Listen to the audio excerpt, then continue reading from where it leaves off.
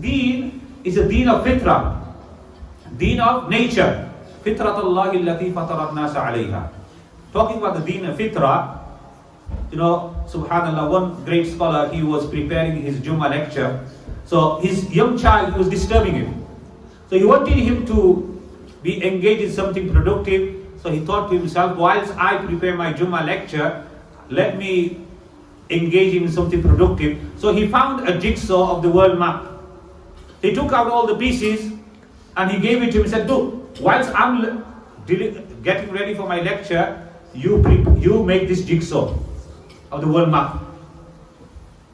So he thought to himself, that will take him a lot of time, and in that interim I will prepare my lecture. So he gave it to him and he started preparing. Within few minutes he came back. Because have you done the jigsaw? Of course Abu, I've done it. Because what? You've already done it? Beta, I thought you're clever, but not that clever. How did you manage to get all these places? Because the continents, Europe and America and Africa and Australia and all the different countries, how did you manage to put them so quickly together? Because Abu, look at the reverse side, the flip side.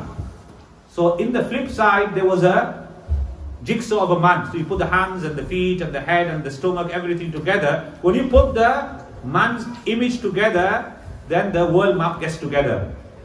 The scholar, he looked at his son, he goes, Beta, you gave me a topic. If man is right, the world is right. We have to be right ourselves. If the man is right, the world is right.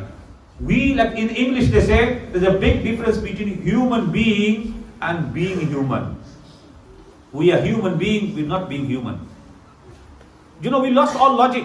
Imam Shawaliullah Muhaddith Dehlevi Rahmatullah Alayhi in Hujjatullah al-Baligha, under the chapter of Kitab al-Fitan, the chapter of trials and tribulations. So he says, "I'lam anna al-fitana ala aqsam." He puts down, listen, there are different types of fitna, trials and tribulations. And he mentions all of them.